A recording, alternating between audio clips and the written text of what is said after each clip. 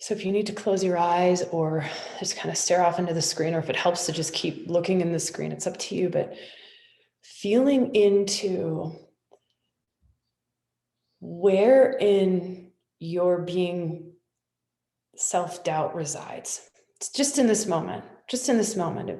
It could be outside of you. It could be within you somewhere. It could be tiny. It could feel huge. It could be tough to find. It could be just all over the place. But in this moment, just feeling like that voice within, that question, like, who do you think you are?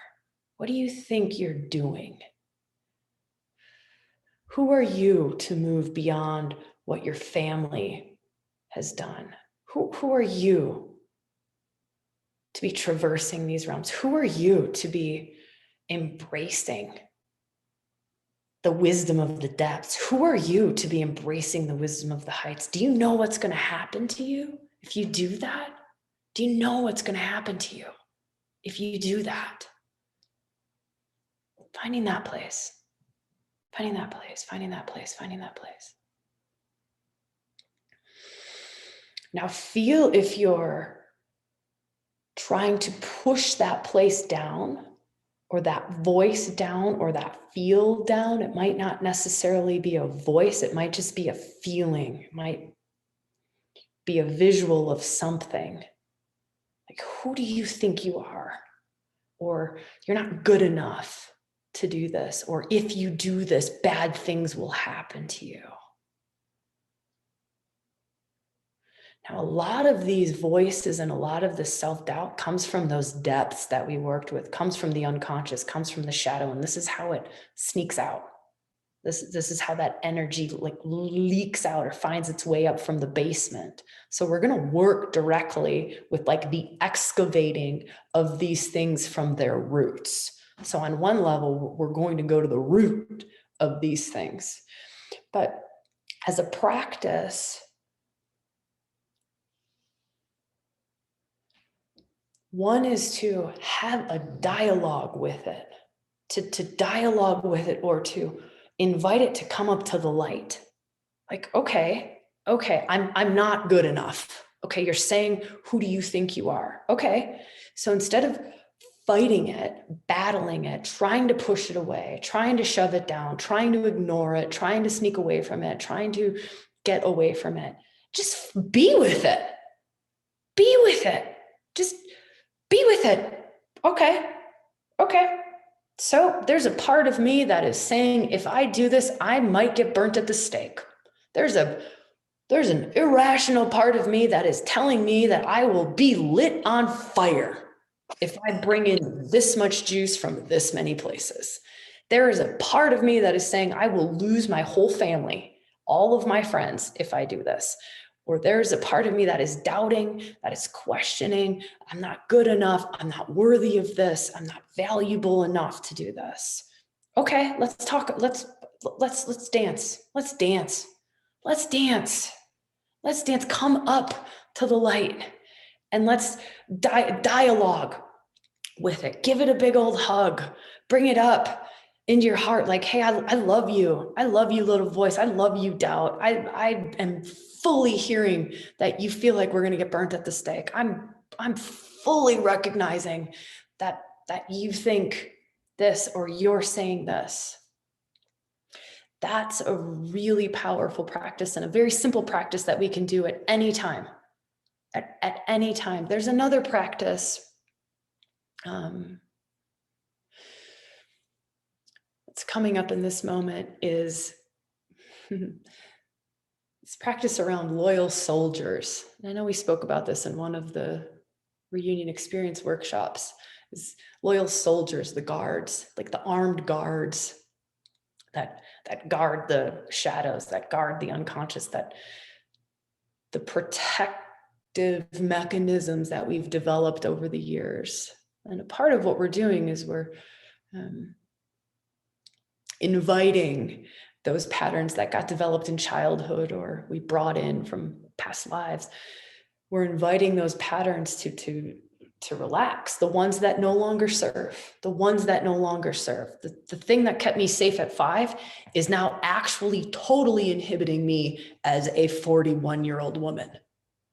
And so this other practice, it's a similar practice, but it's another practice of we feel our defenses coming up, or we feel those protections, and a defense or a protection can be the questioning of things. Or what I was explaining with the body, you feel the heart start to close. You feel the armoring start to come up. You feel, we all have very different markers for how this feels. Some of mine, I'll just share a few of mine. Some of mine can be, I get really fucking tough, right? Like I get really tough, and that can be a defense pattern of mine, is I get really tough and I get fucking nasty. Like I can be, I mean, you've probably seen some of my nasty now. It's like nasty with love and nasty for evolution and nasty for the greatest good of everything. But there's a feeling in my system when like, you can even see my hand, like I'm holding a wall up, like I'm protecting myself, right? Sometimes it can feel like, sometimes for me, a way of protecting is I get small. Like, it's not always this one. It's sometimes I get small. Like I just get small. I almost want to like disappear in the room. I don't want anyone to see me. I get really small. And so I'll it's a contraction, right? And so I start to do that. Another one is I'll just shoot out the top of my head and I'm gone. I'm no longer here. I'm no longer with that challenging conversation. I'm no longer in that environment that has brought up my defenses, or I've just escaped. I've escaped. I'm out. I feel like this one's yours, sister. One of them, anyways. One of them is this one. And there's work that's been done, lots and lots of work that's been done on these patterns, on these defenses, on these protective patterns. I think support team, if we could bring some stuff into the Facebook group, that would be really beautiful. I know some of that was shared in mystery school last year. I think we can figure that out. But I know that we'll be able to weave some like good, tangible information on this that might help us each to identify with what our go-tos are. So we all have our own unique patterning of this, but going back to that power in the pause and that awareness piece of it is to, one, learn your markers, learn our markers, learn what it feels like when I'm doing the runner, when I'm getting really, really small and trying to disappear in the room, when I'm totally defensive, like the wounded animal trapped in the corner and I will kill anybody and everybody around me. And then there's a couple more that we'll explain. But one is to know the marker, what it feels like in your system. And then we catch it. 3 is the power in the pause. And then this is the piece that I want to share is almost if you can visualize or feel into or imagine in some way, that's your loyal guard. Those are your loyal guards. They're the loyal soldiers. And there's work that's been done on loyal soldiers too. I think that's kind of the term. So support team, if there's anything we can weave in around loyal soldiers, that would be beautiful too. And to go, okay, all right. I know you guys have been protecting me. I know you guys have done a really great job, but right now I'm actually in a very safe place. I'm actually sitting across the table from my beloved who loves me a whole lot. And I don't need to have the machetes out and the machine guns and all of the artillery. So if I can just get these soldiers to have a seat, put the weapons down, like just, and you almost like visualize them, like have a seat, put the weapons down, and you can feel, right? Like, how many of us know when a significant other or a friend gets into that space, right? They're in that space, and there's really no going very far when someone's in that place until, right? Until, okay, I've put the guns down. I've put the machine guns down. I've put the machetes down. I've put the artillery down. All right. And I'm kind of using this language from like a very close guy friend of mine. And he'll just say like, all right, boys, he's Australian. All right, boys, just have a seat. All right, boys, just have a seat, boys. All right. I know you want to obliterate this woman because it's usually me bringing up like the shadow poking at the defenses, right? It's part of my nature.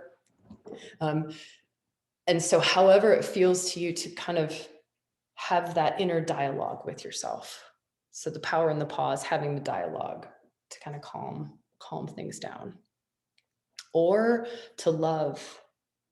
So that's that aspect, or to love. So sometimes those inner voices, like seeing what you were kind of speaking about, is the voice of judgment and the voice of, you know, whatever that voice is. Sometimes that's just inner child and just needs love. Right. So I'm kind of speaking about two different things that feel like they're really important to weave into our overall journey together. Sometimes it's just the aspects need to be seen and they need to be loved. Like, all right, I'm hearing your doubt. I'm hearing your fear. I'm hearing your questioning. Like, let me give you some space. Let me give you some love. And then kind of the other aspect is starting to recognize and honor our defense mechanisms and what that looks like, and becoming aware of them. And then, you know, putting the guns down. Whew. That was a little bit longer than I anticipated. Something else to share. This is powerful. So this is a powerful one. So if you've switched off because I talked for too long, switch back on really quick because this is a good one. When the defenses come up, they might come up in a workshop, they might come up in a conversation, they might come up while you're reading a share in our Facebook group, they might come up with your partner, wherever the defenses come up, right? Take note of what was going on just before the defenses came up. Just before you did the runner out, just before this happened, just before you got so angry that you wanted to lash out.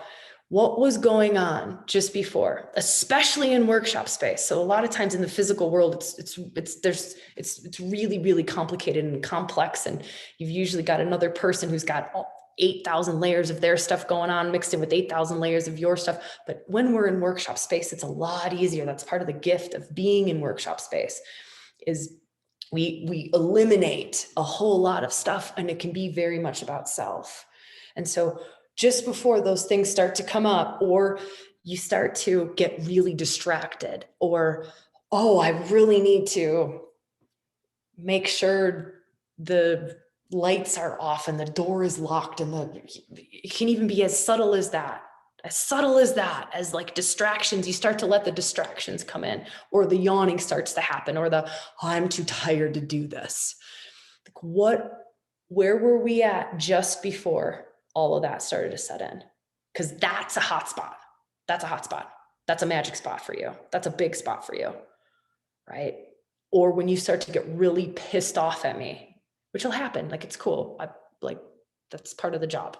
You start to get really pissed, or you start to pick apart everything, which I welcome wholeheartedly. Healthy skepticism. I absolutely welcome that. So it's not that, but when you're feeling like it's coming from that place, however it's manifesting itself, what was going on just before that? That is a good spot for you. Okay. Awesome.